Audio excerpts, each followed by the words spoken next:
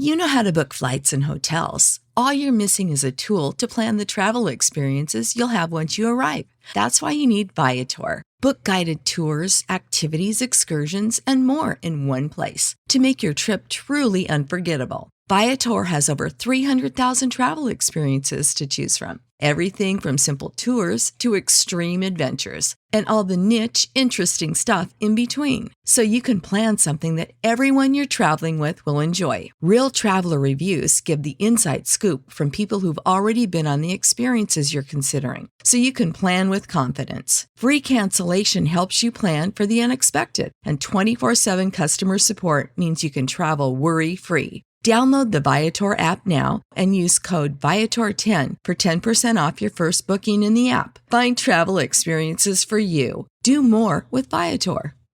What's the easiest choice you can make? Window instead of middle seat? Picking a vendor who sends a great gift basket? Outsourcing business tasks you hate? What about selling with Shopify?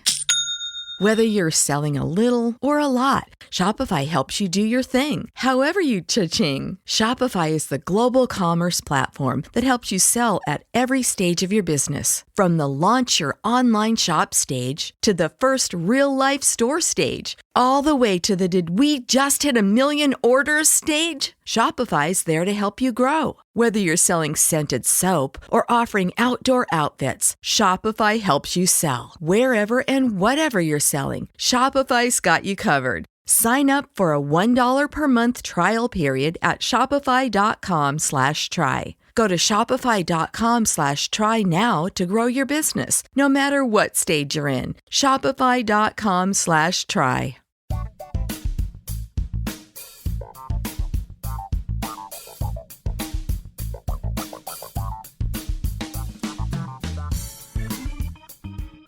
Hi there, and welcome to Comedy Album Book Club, the podcast in which we listen to an influential, loved, hated, or rarely heard comedy album and then talk about it with comedians and comedy nerds. I'm your host, Jason Deline, an actor and comedy enthusiast. In this episode, we discuss George Carlin's album, Class Clown, his third of 20. We recommend listening to the album before listening to the rest of this episode. It was recorded on May 27th, 1972 at the Santa Monica Civic Auditorium in Santa Monica, California, and released later that year in September. George Dennis Patrick Carlin was born on May 12th, 1937 in Manhattan, New York. When he was 2 months old, his parents separated because of his father's alcoholism. Expelled from high school, he joined the Air Force, where he was court-martialed 3 times and discharged in 1957 at the age of 20. 2 years later, while working as a DJ at a radio station in Texas, Carlin met Jack Burns, with whom he recorded the comedy album Burns and Carlin at the Playboy Club Tonight in 1960. Carlin went on to hone his comedy and appeared on various TV shows as characters such as the Indian Sergeant and Al Sleet, the hippy-dippy weatherman. In 1967, Carlin put out his first solo album, Takeoffs and Put-Ons, followed by the very popular FM/AM in 1972. His most famous bit, the 7 words you can never say on television, was recorded for Class Clown. Carlin was arrested for performing this routine in 1972. Carlin became synonymous with hippies and counterculture as he pushed the limits of comedy and put a lens on not just everyday life, but on the establishment. Many modern comedians cite Carlin as an influence, noting that he was so prolific that he covered almost every topic imaginable. Carlin hosted the premiere episode of Saturday Night Live in 1975, hosting a second time in 1984. He appeared in various films and TV series and made several specials for HBO. In 2001, he won a Lifetime Achievement Award at the 15th Annual American Comedy Awards. After a series of heart attacks and being treated for drug addiction, Carlin died of heart failure in 2008 at the age of 71, 1 week after his last performance in Las Vegas. As per his request, his ashes were spread in front of various New York nightclubs he performed in and over Spofford Lake in New Hampshire, where he spent many summers attending camp as a child. Considered by many to be the most influential and possibly best comedian of all time, no conversation about comedy is complete without mentioning George Carlin. Today we're joined by our producer and comedy nerd, Matthew Ardill. Hey. How are you? Good, thanks. Good. Comedian Jim McAleese. How are you, Jim? I am president. Great. Good to hear. Congratulations. Wow. I thought we were doing Good. attendance. We've had an upgrade, folks. This just in.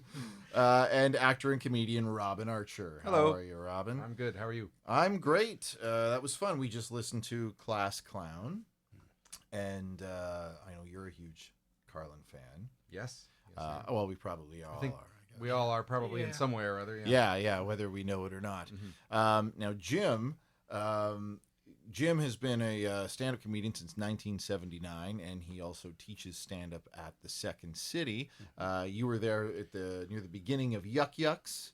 Yeah, about a year later. And you were at the live performance at the O'Keefe Center here in Toronto of the Class Clown. In 1972, I saw him do the material. Tell us a bit about that. Well, what had happened, my buddy and I, we used to listen to comedy albums, and we were listening to FM AM in his room back in the day.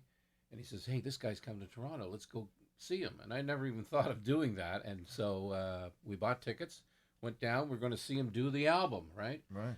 And he came out, and everybody's yelling the bits from the FM AM, do the hippy-dippy weatherman or whatever, the newscaster. And he goes, well, I don't like to do the same material over and over again. I get bored with it. And then he went into Class Clown. Everybody applauded. And it must have, I felt like 2 hours. I think it was, wow. And so no one had heard any of it before. No, it was just like, when it got to the 7 words, we were just amazed. Like when we're listening to the album, the applause is there, but I recall it being deafening at the O'Keefe Center. Wow. And that was the night after he got arrested in Milwaukee. Wow. The night after? Yeah. Wow. Because during the concert, somebody threw a joint up on the stage, and he picks it up and he goes, I'll have you know I'll be going to the police station with this. So did he mention anything about being arrested, about doing the bit? No, he didn't. He didn't talk about it. But I've seen him in interviews. He says he understands it was an outdoor concert and there were kids around, so that's he understands the sensitivities of people. So there was no incident at the O'Keefe Center then. There was no, not at all, because we're enclosed and we all paid to see that. So. And was everyone on board? Was there anyone in the audience that you remember who were offended? At the very beginning, somebody stood up and left. He started making fun of salesmen, and he called them hookers, and then the same, and hookers were salesmen, and then he says, and then salesmen are hookers, which is the same thing. Right. And somebody got up in the front row and left. Wow. And so probably a hooker didn't want to be. It was a man. It was a man in a leisure suit, and yeah. So maybe he thought, hey, that reminds me, and then yeah, I've got work to do. So did you? What was your reaction after you left? After you walked out of that place, what was the feeling? I was 19 years old, and I said, "That's the job. That's what I wanted to do." Because when we listened to FM AM, we thought all the jokes have been told in the world. We just didn't. Before that, it was always mother-in-law jokes, Alan King, and the old school comics. Sure. And this is something new and fresh, and he's close to our age. He was 34 at the time.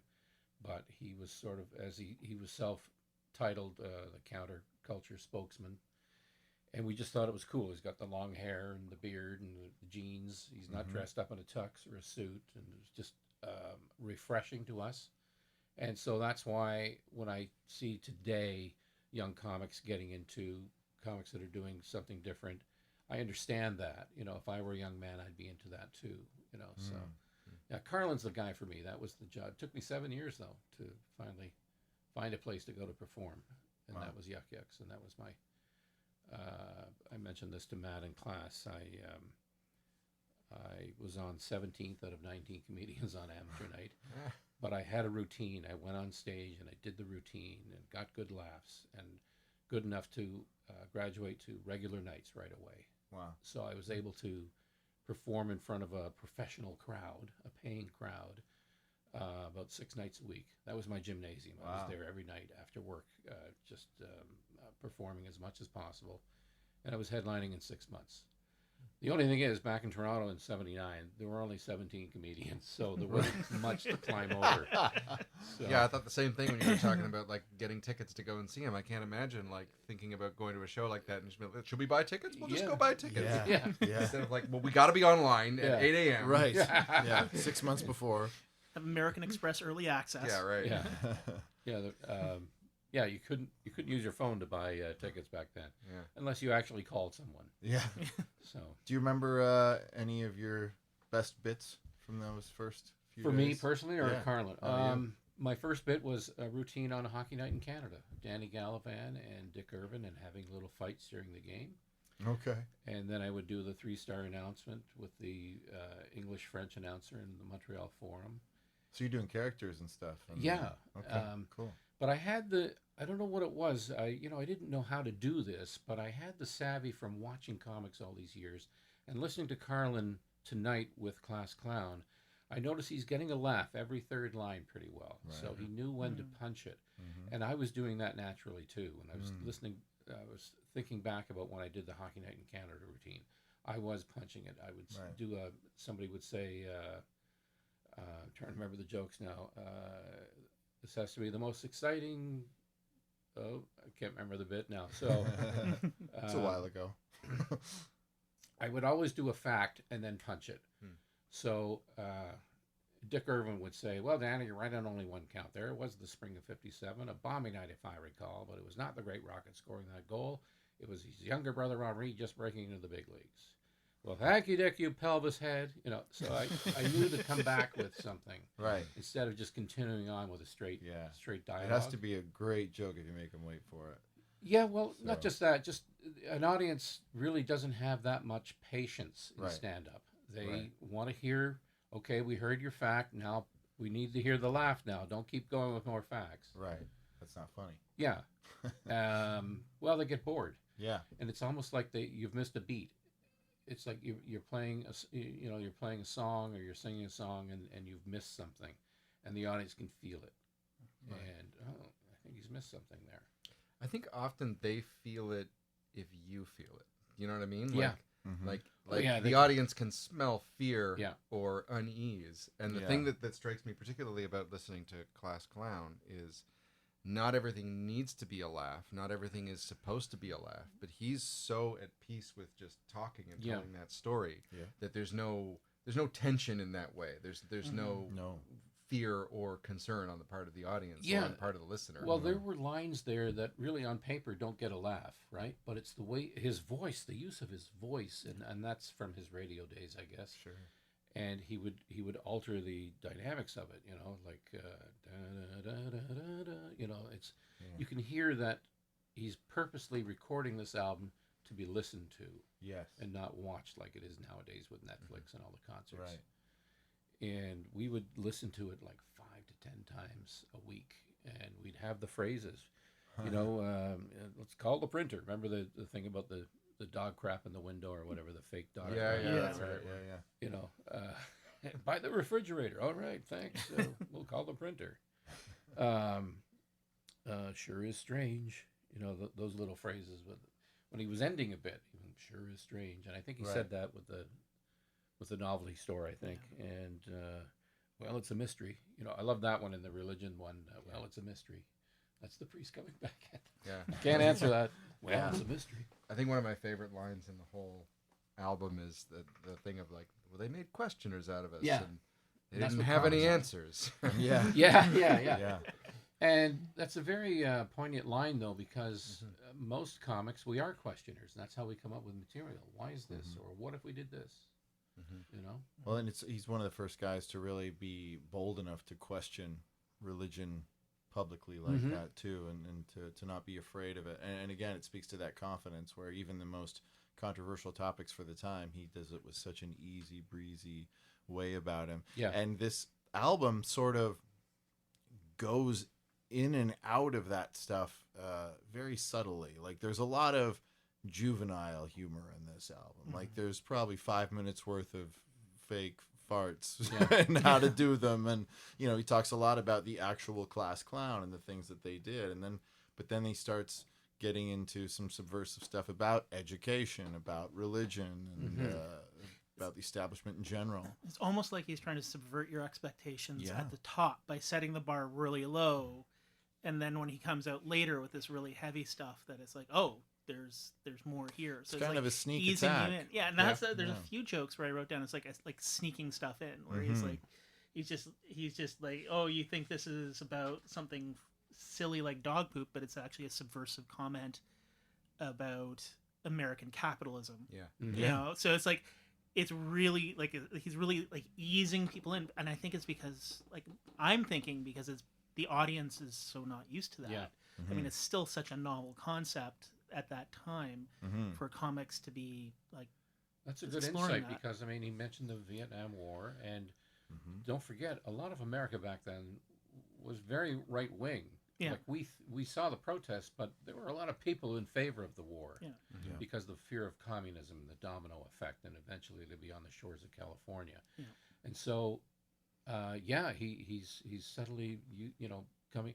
He's using the doo-doo caca at the beginning to give them sort of that rhythm that when I get to this stuff, when I finish saying a fact, I'm going to punch it and you're going to laugh, even though you're not in favor of this. Yeah. That you're not on the left side of the political spectrum. Yeah, I think there's an element of sneaking stuff in there, but I think there's also an element of I'm gonna win your trust with fart jokes. Yeah. And show you that this is going to be funny throughout. Right. And then with that trust, you're going to trust me and I'm going to take you where I want to go. Yeah. And it really does carry it throughout. Like, there's never a point in this where you feel uncomfortable with what he's saying, even though he's saying things that should make you uncomfortable. He's talking about controversial things. Like, when he brings Vietnam up, you're never like, oh no, here we go. What's this going to be about? No, he does it with that same easygoing nature, and you just trust that you're going to be okay, and you do end up laughing. Yeah, because if you're a right winger, and when he says that is what we're doing to that country, you would be upset if that was just said in a just a conversational setting. And but he's using his voice and the way he says it, and you're just going along with it. The thing that I'm super interested to ask you, Jim, though, having been someone who actually saw like The album, the routine performed live, is the only thing that I find sort of unsatisfying about listening to Class Clown. I found it tonight when we were listening to it, and I found it when I first discovered the album ages ago, is that it's not a constant through line, right? Like, it's an assemblage of bits. Yes. There are some obvious edit points, and I'm curious to know how it came together as an actual performance, because we talk about like this is how he leads people through, but we're not really hearing that full journey. Right. Yeah. Right. Because you said it was about 2 hours when you went, right, Jim? Yeah, The album's less than an hour. I'd swear it was 2 hours. Wow. The concert. I think. Now Lenny Bruce was doing the same thing 6 years before him. He had bits, and so I think Carlin picked up on that. So it's not necessarily a theme. Is that what you mean? A through line through the whole? Well, I just mean like it's hard to say how things say like the transition. Muhammad Ali piece fits Oh. into a larger routine, because it's Yeah. clearly edited into the material there. Well, I know he later said that he does the heavy political stuff for himself, and he does the dog and cat bits just to keep everybody lighthearted. So he alternates it like that. I think if you went through his albums, you probably would find that. You know what's really interesting is I listened today to, if I had a favorite Carlin album, it's probably Jammin' in New York. Oh yeah. And I listened to that today, and it's inverted, right? Like, in this album, Right. he starts with like the Class Clown stuff Yeah. and the fart jokes and everything. And I think by that time, which was 1991, he's so established in who he is, and you said, like you say, the political stuff is the stuff that he cares about. Yeah. He has a built-in audience that now cares about that stuff that he cares about. Yeah. The political stuff and the social commentary is all completely front-loaded in that album. Right. And then after he does about 10 or 15 minutes of that material, he's like, hey, let's talk about little things that bring us all together. Right. Yeah. Or the cat. Well, I meant to do that. And that's the sort of stuff where you would imagine, like, in the 70s, maybe he would do that first. Yeah. But there's like, I think you said he's recorded 20 albums. Yeah. It's really interesting to be able to listen through all of that and watch the evolution of an artist, and also the evolution of how an artist interacts with and has built an audience. Oh yeah. I mean, anytime he's on tour, they're sold out. And well, but getting back to that, in '91, that's when he finally found his voice. So it took him over 30 years to get to that point, but he learned jokes, and now he knows how to apply the mechanism of jokes into his social commentary. What triggered that was in around '87, he saw Sam Kinison, and who was the Screamer, and I saw him live, and he's a former evangelist, and it was the most moving performance I've ever seen. I was like staring at the ground for 3 days afterwards. But Carlin saw him. He says, "Yeah, I got to be louder and faster, and just be more forceful. I've got to have opinions. This guy has opinions, and he wasn't expressing that as much. Maybe subtle, like in Class Clown with the Vietnam War. And Yeah. I think he always had them, but maybe didn't just.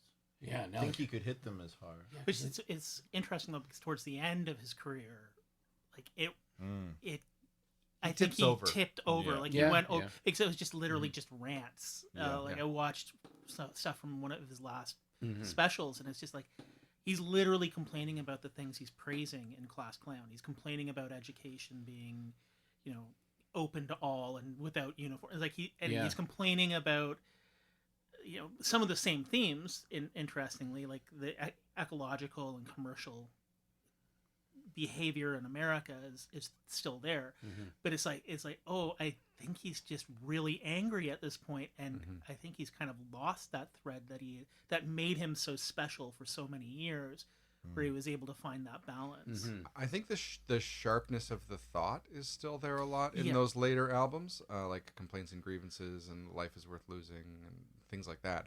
But I think that it tips over so far in that the stretches get longer between the jokes. Yeah, it's like 10 minutes of rant, then a joke, as opposed to like a minute and a joke. Like I say, I have a ton of love for Class Clown, and I think like maybe the first Carlin stuff that I ever had there was an album called Classic Gold, which was collected. It had FM and AM and Class Clown and Occupation Fool on it, which is also great. Occupation Fool has like one of the best openings of any comedy album ever. He gets out on stage and he's just like, "Hey," and he's like, "Well, you don't start working right when you get to your job, First 10 minutes are for you," which is lovely. But I think that like the peak of his career for me, like the albums that are the sharpest and are the best distillation of what I love about George Carlin would be Parental Advisory, Explicit Lyrics, Jammin' in New York, and Back in Town. Which are Back in Town is probably my favorite. Yeah, the first half hour of Back in Town is just like a complete tour de force. Yeah, it's fantastic. But then then he almost turns into a beat poet or a slam poet after that. Like some of his stuff later on, I think. With all the, it's bad the for cliches, you, all the remember he does a rant on the cliches, and it's great. But it's a different thing altogether. It's like a poem, and it's amazing he can memorize all that stuff. But it's I think he had a method. I don't know why I know all this stuff, but I'm a huge fan, I guess. Yeah. I remember my son was impressed when I told him the story when I saw Carlin, when that's a job. He goes, "Really?" Because now he's doing it. Oh, nice. Anyway, what was my point? I was talking memorization. Yeah, he would read it on stage in front of 3,000 people, but because he's Carlin, they allowed that. Oh, yeah. He would have the material, and he would read it for several performances until he finally had it down, and then he would put the full scaps down and then go and do it from his memory, right? Yeah, I saw Carlin perform at Roy Thompson Hall in Toronto with a notebook where he was like flipping through the notebook on a stool and saying like, "Let's try this one." Like he was working out bits on the stage at Roy Thompson Hall. Yeah. When was that, Robin? 2001, I think. So did that turn into a? Oh yeah. What was it? You could then. I don't remember the exact album. It would be maybe You Are All Diseased or maybe Complaints and Grievances. I'd have to check. Amazing. Yeah. He a very prolific writer. Sure. He just wrote down things and he knew how to turn it into a joke. He always knew the jokes needed to be there, no matter what point he wants to make about something. Yeah. And that's what some of us don't realize sometimes. There are things that tick us off, and we want to talk about it. And a lot of us, we don't have the training or the experience to go, well, where do I go with this? How do I turn this into a joke? He, when he died, because he had like 20 albums, Sirius XM, the comedy channel, just played Carlin 24 hours, and I don't think anything was repeated. Wow. Yeah.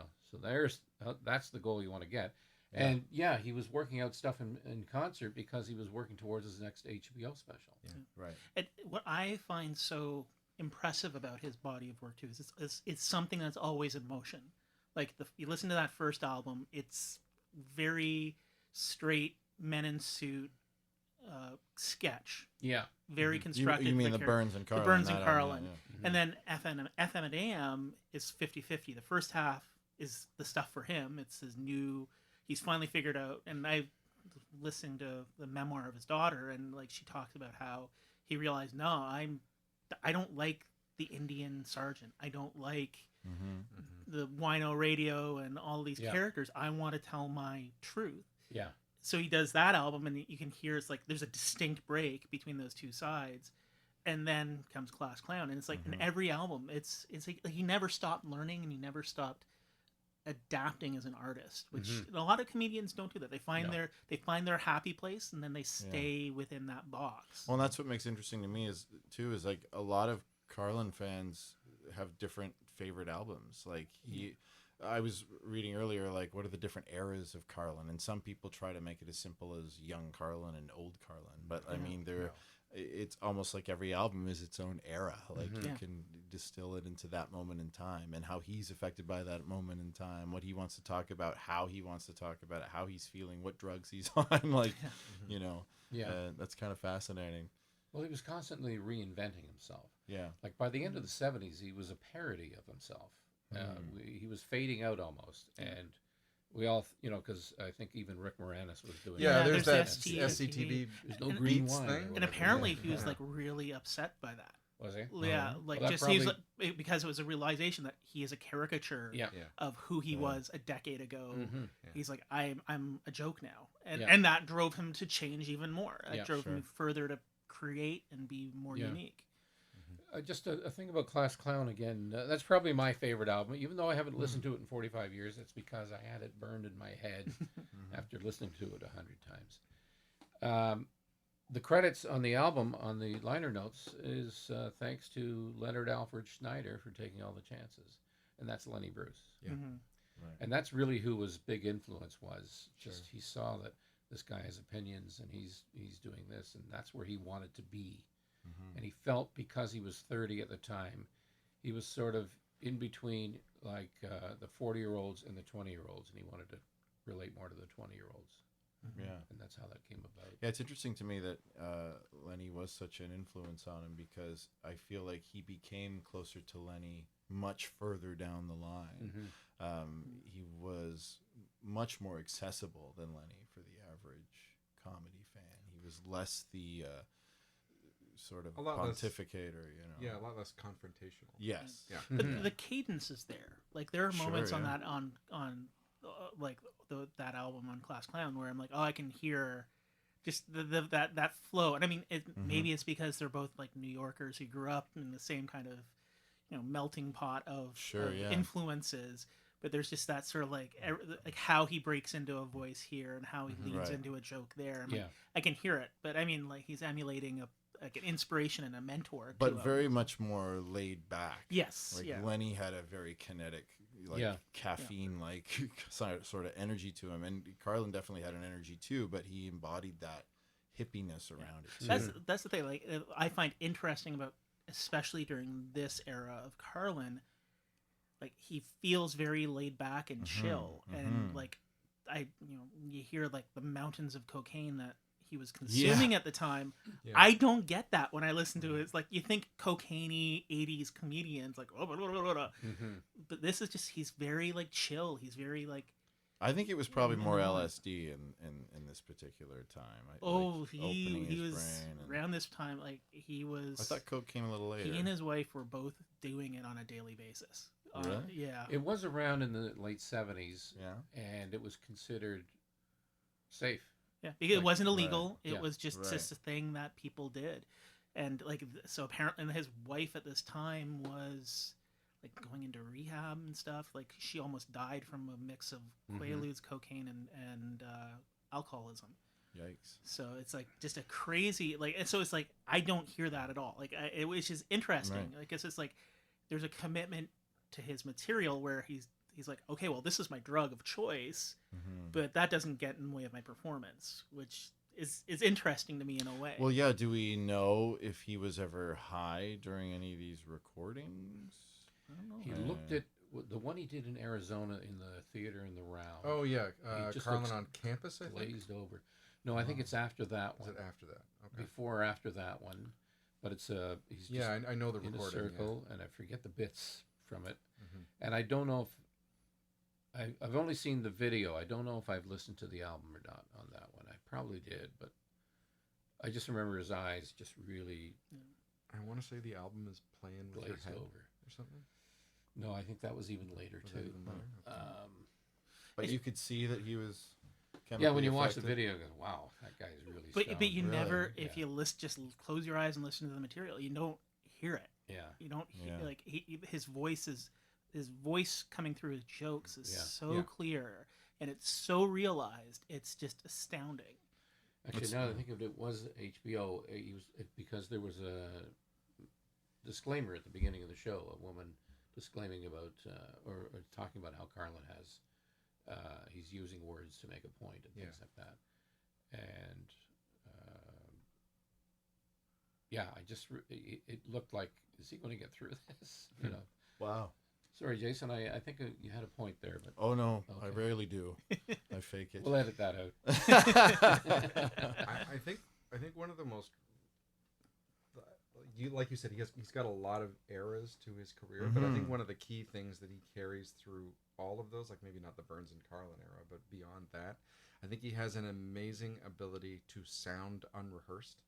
And to sound really authentic, and to Yes. sound almost like this is a one-sided conversation, and all of these things are occurring to him in that Yeah. moment. And he always sounds like he's calling out BS to me too. I feel like Mhm. that's a thing that is always like from through that. even from his early sketch Very stuff, genuine. it was all about hypocrisy.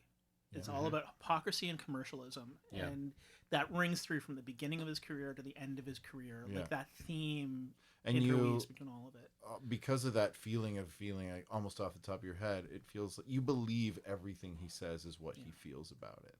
That's something you don't always get with comedians. You often see, oh, okay, I get your joke. You clearly don't believe that. But like, there's nothing Carlin says that seems like he just wrote it to be funny. It's what he really believes. And that is so engaging to be able to put forth an opinion and make you think about it, but also make you laugh at the same time. Yeah. And that's what the best comedians Well, do. And I think he surpassed Bruce very early on Oh yeah. with that. But I think because he seems believable, I think it's his training. He wanted to be an actor, and Yeah. so Well, on the radio, he'd have to be personal with people too and and connect also, with people. but acting is all about emotions, Sure. and so you have to believe what you're saying to own the words, even if the words are written by somebody else. Wasn't it Danny Kaye who That's who he wanted to he be, wanted to be yeah. Danny Kaye, and he's like, Yeah. I got my Danny Kaye plan. I'm going to start on radio, then I'm going to do comedy, then I'm going to become an actor. I can't think of like two more opposite energies. You know, Yeah. I mean, I know he had the goofiness, Carlin, but the goofiness to me always felt put on. Yeah. And sort of what he said later on too spoke to that. Like he always seemed like he was more comfortable with the guy with a bit of a chip on his shoulder and calling out, like you said, hypocrisy. But Danny Kaye was like the most innocent seeming performer you can get. So yeah, he wanted to goofy. be Mr. Entertainment. Yeah, Yeah. yeah. But that's how we fall into things in life, you know. I wanted to be a stand-up when I saw him. That was the goal, but and I did it, but I didn't get to the fame that he had. Sure. And that was fine. I got to see the country. I worked at all the Yuck Yucks, coast to coast to coast, and that was the job I wanted. I was happy with that. I didn't need to push to go further. Right. I didn't need the heartache when it failed. And did you feel like you were trying to emulate him or his style, and Yeah, it I took think you I a had while his to voice. find your own? How long did it take you till you were really you? Probably maybe a year or two. Yeah, okay. You know, but again, I like jokes, so I just tell jokes, one-liners. But that even took maybe 7 years to finally Wow. do that, because I was doing sketches off the top. Like I said, Hockey Night in Yeah, Canada. yeah. I would do a news parody, and I Right. would have a ticker tape. Back in the day, we had ticker tape, and so I had that running in the background as I'm doing the bit, Right. and which was a great vehicle to try out new material, because you were allowed to sit and read like a newscaster would. So I'm on Right, stage and just right. reading new jokes, making them sound like a news item. And then, the Ku Klux Klan was recruiting in Newfoundland today, and tragedy struck the Klan members when they were mistaken for baby seals. And I know so in my went, own- if I get a laugh, okay, that's in the act now. Right, yeah, that's a check mark. Yeah. I know with my own pursuits of comedy, like I sometimes find it hard to focus because as a fan of comedy, Yeah. I want to do voices, I want to do bits, I want to do stories, I want to do sketches. And like, did it take you a while to sort of focus to find that what you like is the one-liners? Yeah, well, I kept refining it because when you first start out, you just try everything. Yeah. And you keep doing it over and over again, and then you start to realize, okay, that doesn't work, so that's gone. And it just gets tighter and tighter. And did you find just because something didn't work, it wasn't necessarily the material, but how it married with who you are, like your persona? A little bit of that, but I think it was more the material that I was too wordy. I didn't know how to refine a joke, really. It would just, it came to me naturally for the longest time. And then Did you ever improv up there? No. No. Not on purpose. Fair. Only when I had a heckler. But because I came across as likable, I would always win usually. Whoever said anything, I wouldn't even think to try to be funny. I would just repeat what he said and comment on it. And a lot of times it would get a laugh. Cool. Just don't panic, that's all. Right. Just take it in. I always repeat what a heckler says to make sure everybody else in the room hears it. And it gives me a few extra seconds to think of a comeback. Yeah, exactly, Robin, I remember the first time I saw you do stand-up, and it really surprised me, the style that you adopted. It was good, and it was funny. That's not the part that's surprising. But, you know, you in life, I know you pretty well. You're a fairly soft-spoken, maybe that's not quite the right word, but an even-keeled guy. Sure. And I think I would, maybe you think this is unfair, but I think I would describe you as an angry comedian. Definitely at times, yeah. Yeah, and like, I didn't know you could talk that loudly. Like, and I was really surprised because when I talk to you and you make jokes and asides, it's very wry and sarcastic and dry. And, you know, you weren't quite Louis Black or anything like that, but it was definitely a couple notches up from where you are. And was that a choice you made early on, or like you must have been influenced by Carlin? I know you're a huge absolutely fan. Yeah, absolutely. And I think like particularly influenced by that louder, angrier period. So that was certainly something that I brought to it at first. And then the other thing that I was at first was, I think you made reference to like not improvising on purpose up on stage. I was intensely scripted. Off the top, like to the point where, like cripplingly so? Not cripplingly, no, but like to the point where if I said on stage, was written in a Word document somewhere. Wow. Right? Like, wow. I knew the meter of things and the way that I wanted things to go, and I would write them out, and then that's generally how I would perform them. And I got away from that by there was a couple of years where I hosted theater sports, so I would do stand up off the top of the theater sports show every Saturday, and it would be basically the same group of people coming to see the theater sports show every Saturday. So it just got to a point where it was like, it's impossible to write a new 5 to 7 minute set and memorize every it week perfectly. and memorize it perfectly. Like it would be like I would be on the subway on the way to the Bad Dog Theater, and I'd be like, what am I going to tell jokes about tonight? Like, really? Yeah. Right. Yeah. Wow. So it wasn't improvising like I didn't know what I was going to say when I got up there, but it was I got to a place that was a lot more free form, and now I think there's sort of a synthesis there, which I feel good about. I think that I have at times tipped over into too angry, like into a caricature. So I really try to kind of pull back on that. Interesting. And find a place for that, but also find a place for like the sort of laconic aside. Well, that's what I was going to ask you too. Like, do you? It's neat to hear an ebb and flow to stuff too, and it surprises people if you come out with energy that wasn't always there. You have a reason for it, as opposed to it's just your persona all the time. Exactly. Yeah. I'll have to come check you out a show. Yeah, sounds like you've changed. The really interesting thing about like getting back to Carlin and about that like 20 albums, you can see him evolve as a comedian, but you can also, like, if you listen album to album, you can see the evolution of specific jokes. Like you can see him figure something out. There's a very specific example of it on Parental Advisory Explicit Lyrics and Jammin' in New York, where on the former, he's talking about war, and he's like, the rockets and the bombs and the bullets are all shaped like dicks. I don't understand that, but it is part of the equation. And then in the next album, he's figured it out, and he's got a joke for that. Right. which is really cool. And you can see it also in like FM and AM and Class Clown, where like FM and AM has shoot his shit with 2 O's, and then that clearly evolves into The 7 words you can't say on television, and then Occupation Fool has a further extension on that, which I think is called Filthy Words. Yes, because I think he added. I think he talks about adding to the list. Yeah. One of my favorite parts about that is when he said, you're allowed to complain about being pissed off, but not about being pissed on." They'll bleep that part out. I think that's fantastic. And the thing is it comes from him getting fired in Vegas. Yeah, these are real words that will really get you in trouble. Yeah, and it's like he kind of has to thank that casino for creating the most, like, his definitive. Well, it was a huge court case too. With the not the FDA, the FCC. FCC, yeah. But it was FDA had very little to do with it. So it was like also he's paid a lot of money per performance because he's opening for the Temptations, I think it was. Or something like that, right. When he got fired, and it was like he was like they bought a house with the money from like his weekly paychecks in Vegas, and it's like, but it created possibly one of the most important jokes of his career. Yeah. In a way. Oh yeah, and in comedy, I mean, it is just so iconic, this whole idea, and those words you still, for the most part, can't say during prime time. And he's added to them as time has, as we've added filthy words to the lexicon as well. I can't remember what the newer updates were, but I think he was on the Tonight Show in the 90s saying there were a few more words. I believe it's fart, turd, and twat.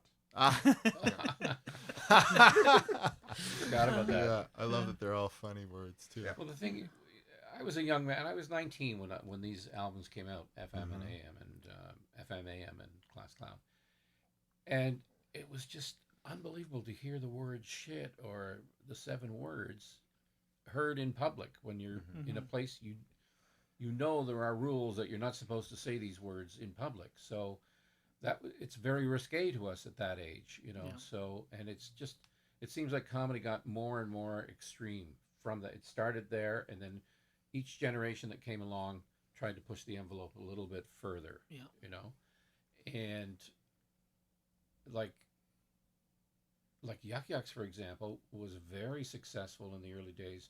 There was no alcohol sold there. It was a coffee house.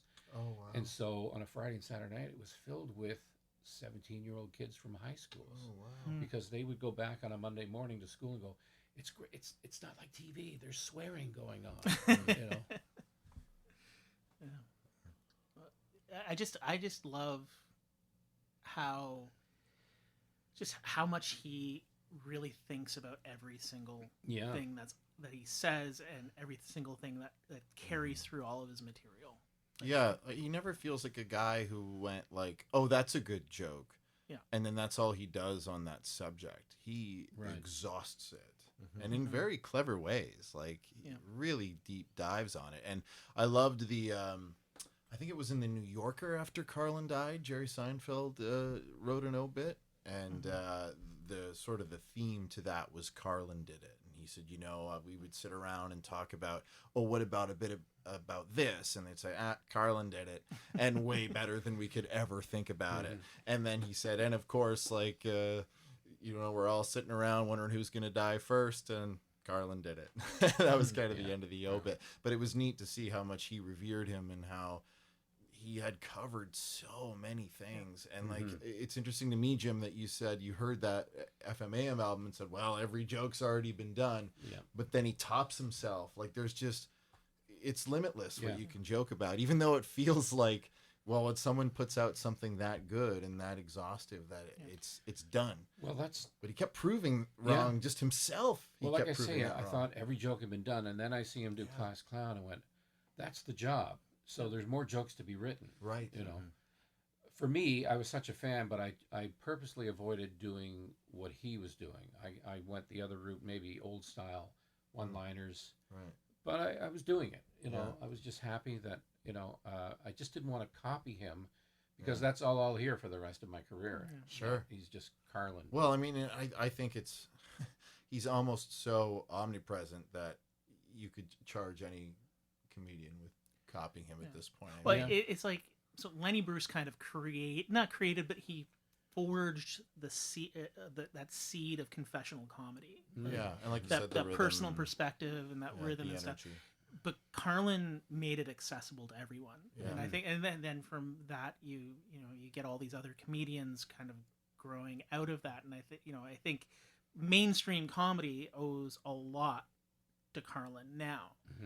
Oh yeah, for Like sure. it's the older school like Borscht Belt kind of comedy is gone effectively. Yeah. And that indie alt, what we label alt comedy now, was what he was doing. And Although I would say, what's the new in town? Mulaney. John Mulaney. I would say Mulaney has some flavor of that old school he kind of. does, but it's a veneer.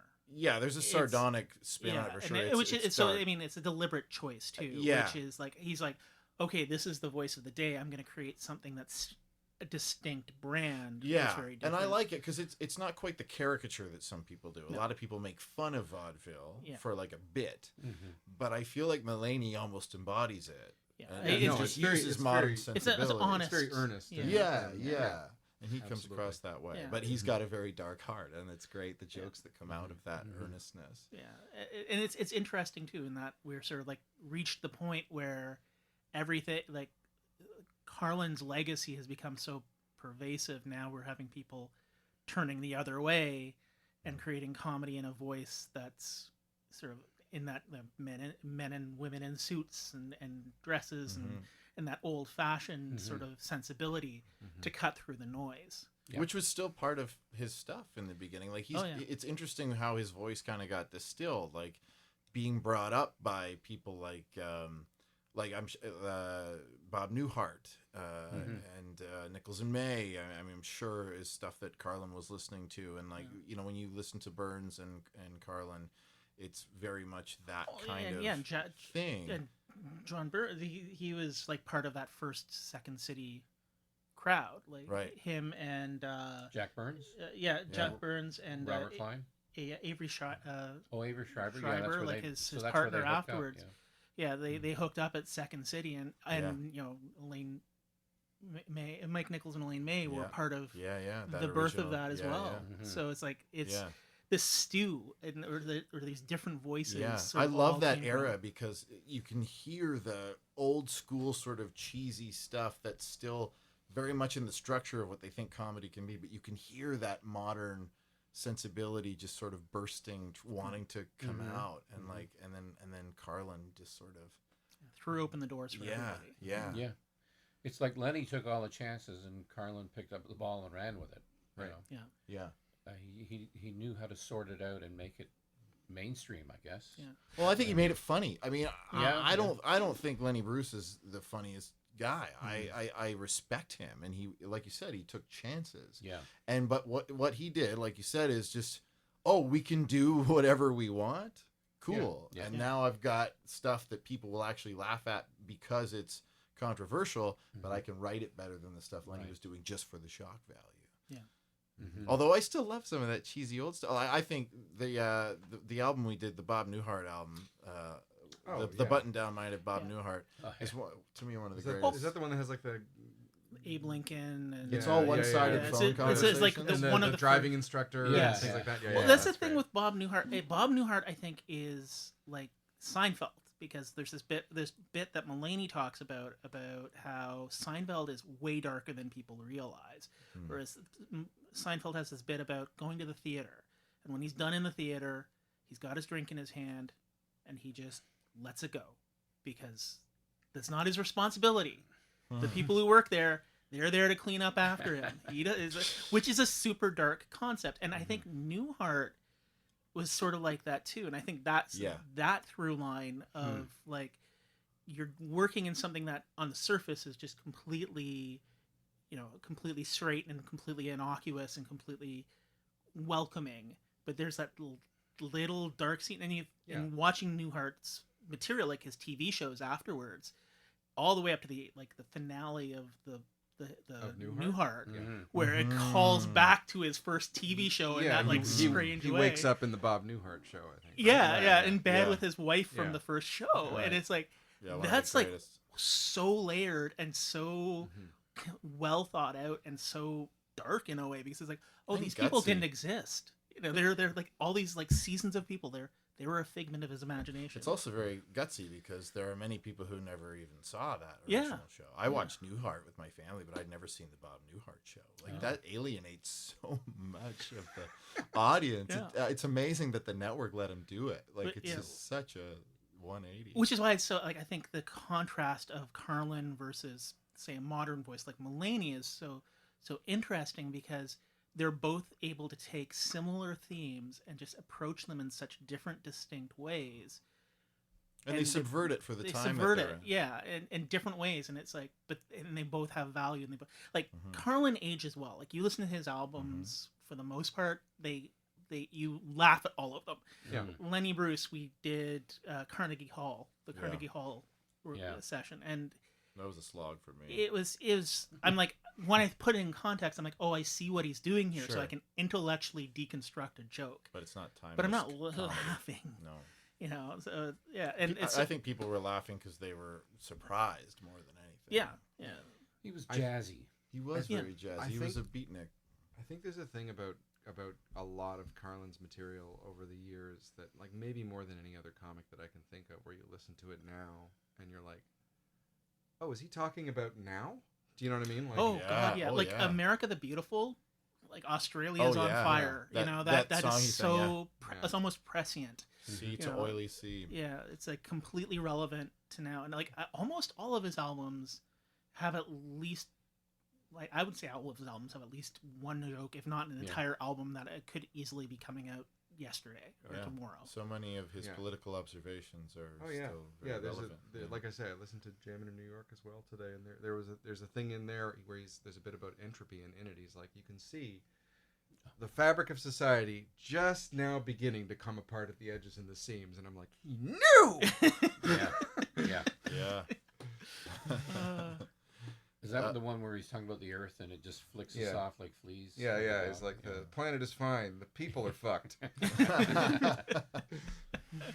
No, I saw him do that bit live Yeah. at the Pantages. Oh wow. How That many was- times have you seen him, Jim? I think I saw him 3 times, and then I was going to 4 times. So the O'Keefe, Roy Thompson, Pantages, and Casino Rama. Over how long a period of time? I think every 10 years I would see him. It was one of the. I didn't plan it that way. It just happened to come out that way. And I did have tickets for his next thing at Roy Thompson, but he got ill and canceled. And Wow. the next year he passed away. Wow. So I would have seen him 5 times, I guess. Wow. And he just always had it, you know. And I mean, the thing with Carlin too is he loved it. Like he was performing up until the week before he passed. Yeah, You know, yeah. like this wasn't just a job. It was a job, but it was a love, and you can hear that, I think, in his material. The care he puts into how he crafts his material is not somebody who's like, I'm doing this because this is my career path. He's doing it because he loves speaking his truth. Well, and this makes me wonder too, back to your point, Robin, about how you wrote even the ums. Like, I'm curious how, I mean, later on it's more obvious that he wrote everything to the wink, like when it gets into almost poetry type of stuff. But I wonder how many of his bits were written word for word and performed word for word. Because it seems necessary for them to be performed exactly the way he does them, but they're performed so naturalistically. And I know some of the best comedians do that. They write it the way they talk, and they do it the same every time. And it's baffling to me how real that sounds. Eddie Izzard did a surprise show a few years ago at Comedy Bar. There was only like 60 of us in the audience or something. It was amazing. And my friend Ian McIntyre, he went to both shows. I think it was him. Someone I spoke to saw both shows, and they said it was pretty much exactly the same. But he feels so ranty, though, so tangential. How do you say that word? Tangential. I know that's how it's spelled, and I never was comfortable with saying that. You learn something new every day. Hey, I don't feel I belong here when I heard sardonic earlier. I'm out of my league. But yeah, like he sounds so tangential tangential. God damn. And you swear it's like, where was I? Anyway, blah, blah, blah. But like people would say he did it exactly like that in the second show. And that stuff blows my mind. So like almost fake. It still sounds so genuine, but you're almost faking that you've lost your place. And it's so hard because there's I'm forgetting his name. He does a show on Netflix and the BBC where he goes around to places with his father, who's kind of British and racist. Okay. I know what you mean. Kind of. Traveling with my father. Yeah, traveling with my father. Yeah. So I saw him a couple years ago at JFL 42, and I was like, oh, this is. I watched his bit, because I had the pass and I got the refunded token and all that jazz. I'm like, oh, this was fine. But then I watched this. I'm like, oh, Jack Whitehall, and so then I'm like, oh, I'll watch his special, and it was exactly the same, but it felt wrong. It's not like Carlin or something. I had that experience. This is going to be crazy, but I had that experience seeing Robin Williams the last time he was in Toronto. Oh. Yeah, I went with my dad, and we saw Robin Williams at whatever the O'Keefe Center was called at that time. No, it's Hummingbird Sony Center or whatever. Center, yeah. And it was amazing. Like, it was an amazing show. And then at the end of the summer, he did that same show live on HBO.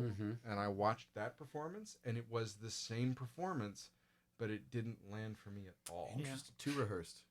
Maybe. I don't know what it was for me with Whitehall, but it was like there's like ad libs, quote unquote ad libs that were not ad libs, which is fine because that you ad lib something in the moment and it's like that landed really well. Yeah. I want to carry that through, Yeah. but it felt stilted. It felt just wrong. So Jim, did you remember when you saw? I mean, when we listened to Class Clown Upstairs, he did a bit where he made the swallowing sound effect, and you were like, "Oh, that sounds different than when I saw." Was there anything else that you felt was not exactly? No, as it was not in the album? really. And that's the thing. Just getting back to Robin, for me, watching Carlin do that before I got the album, and then I listened to the album, and I just felt like I was back at the O'Keefe.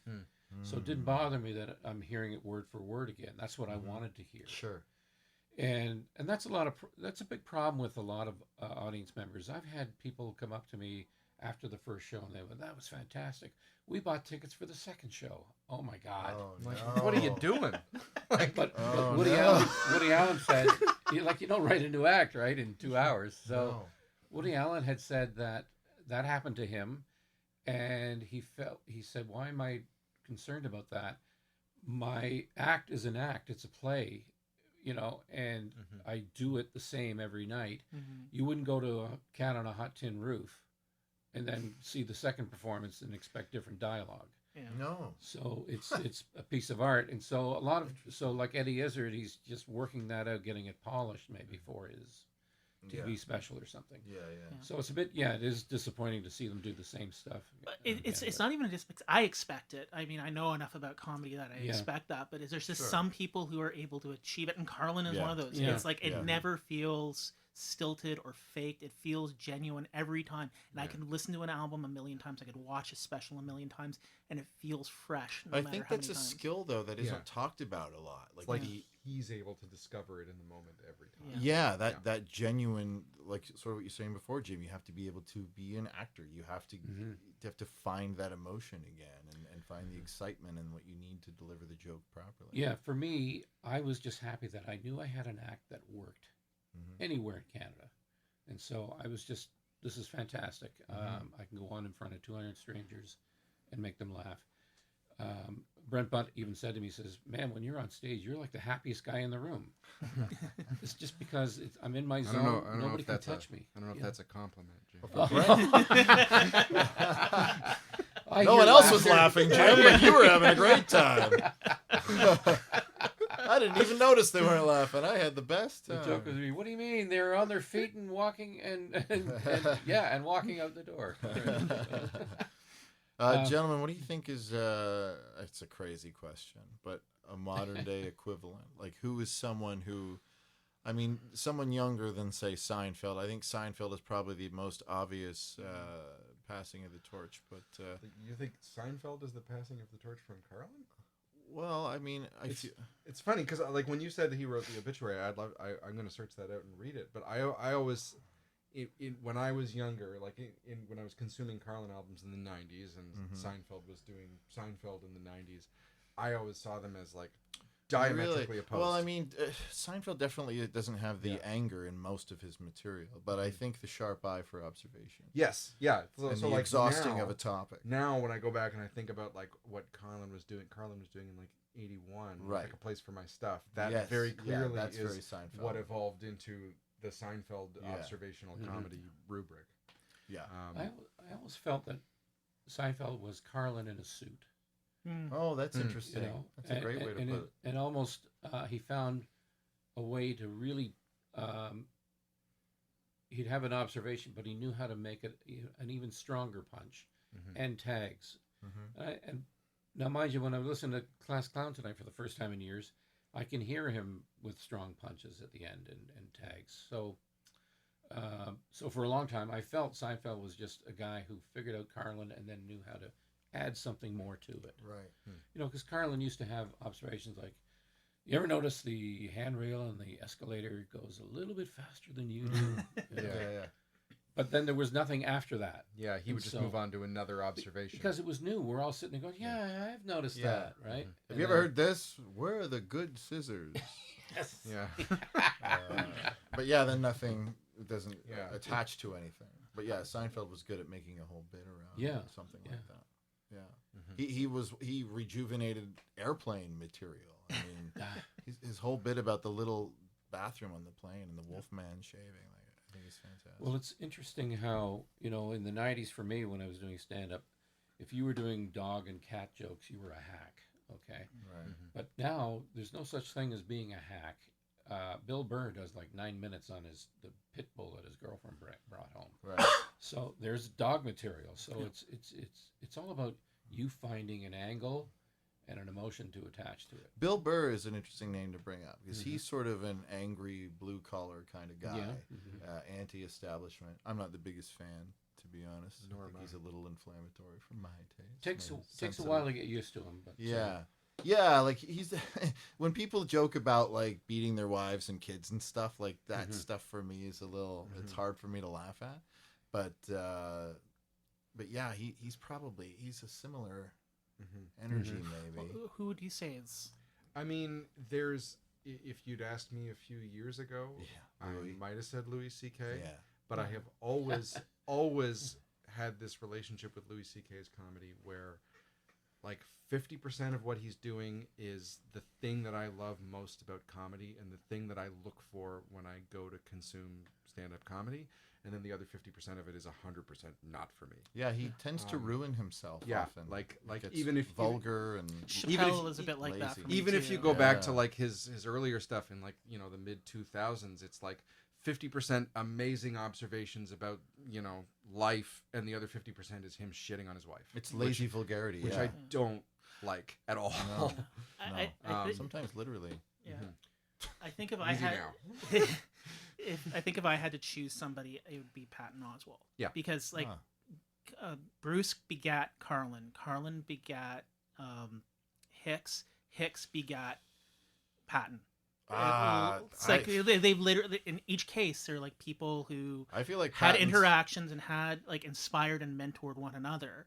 So there is an actual physical through line, but also I can hear the pop culture zeitgeistiness of Patton, the observation, but especially now, like early Patton, no, right? Patton now, post like he's his a little tragedies. And well, there's sadness there. There's like before it was like, my kid's gonna throw my Blade Runner gun on the roof. Yeah, let's talk about Star Wars. Yeah, that's funny, but that's funny in like a hyper nerdy specific way. But talking about like losing your wife and raising a daughter and finding love again is like these deep resonant themes that are Carlin-esque in their universality.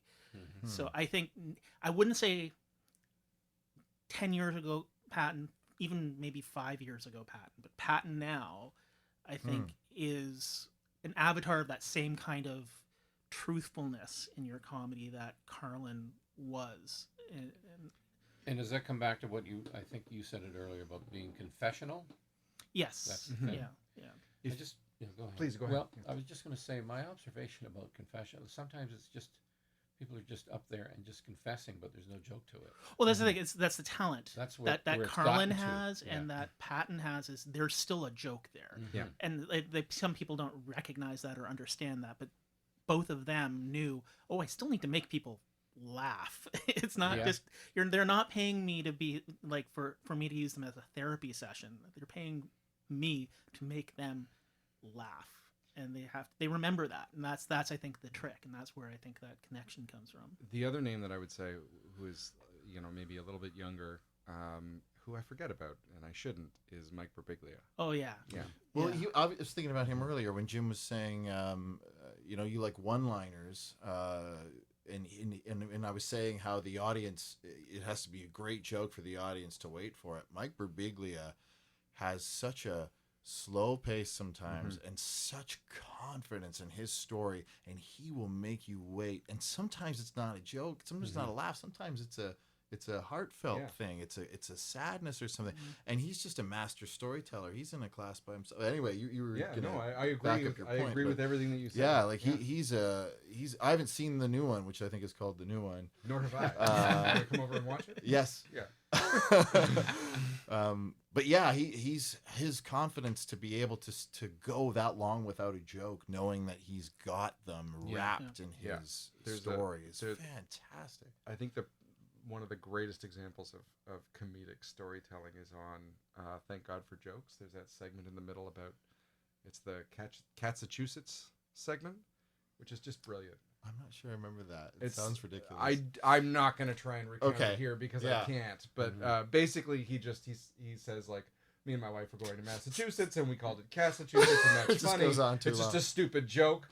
And then it's a 10-minute long thing that has a turn at the end of it, and it's hilarious, and it's also beautiful. Awesome. Yeah. I think it just comes down to Carlin's gift to comedy was honesty. Like it just is being true to yourself as an artist and a comedian and a human on stage, and whatever that truth is. If that truth is I want to play a character and enjoy playing that character, then that's that truth. Or it could be a confession, or it can be any mix thereof. But I think he was someone who he bridged that gap that I think as though creators it's a little bit more specific in him that he never felt, to me, even though he's goofy, he never felt self-deprecating. No. He always felt like the voice of authority to me, like that he knew what he was talking about, and like there wasn't really an option to disagree. But in a non-paternalistic way. Like, And he's an authority without authoritative being an in a non-authoritative way. Yeah. He just was genius. like, let me just tell you the truth. Yeah. To call back to my material, a weird uncle. Yeah. I feel like that actually came to mind as you were talking about it. I wonder if like Bill Murray would have been that type of comedian. I feel like he would have, if he was a stand-up, he would have been Carlin-esque. Well, I think Laid maybe back at first, then eventually, angry later. I mean, like he was a very angry young man. True. Yeah. So I don't know. Like, I think now he'd be Carlin-esque, but I think it'd have been a very different journey. I think it might have been the opposite for him. He might have started where Carlin ended up and then became mellower as he aged. Who knows? Anyway, gentlemen, this has been a real treat. Thank you for joining us for this. Yeah. Thank you to, as always, Matt Ardill, producer and future current host of the podcast. I'll talk about that in a second. And thank you to Jim McAleese. Did I say it right? Yes, you did. Right and, on. I'm looking forward to next week's podcast where we review the best of Myron Cohen. If you say so. You can find Jim McAleese at various comedy things happening in town. He also teaches at Second City, and you can find him on Facebook. Thanks to you, Robin Archer, for joining us. I'm glad we worked it out. I know you're a huge fan, and it was great to have your insights. It was a pleasure. Thank you so much for having me. Our pleasure. And you can find Robin on Twitter at All Things Robin, ROBIN, and he does various shows across town as well. I'm Jason Deline. This is my last show as host of Comedy Album Book Club. It's been a pleasure to listen and talk about many of my favorite albums and yours. And now it's time to bring in some new blood, new passions, interests, and knowledge. Matt will be taking the reins, and I'm excited to see and hear what he does with the show. I appreciate your support, and as always, thank you for listening to Comedy Album Book Club. This podcast.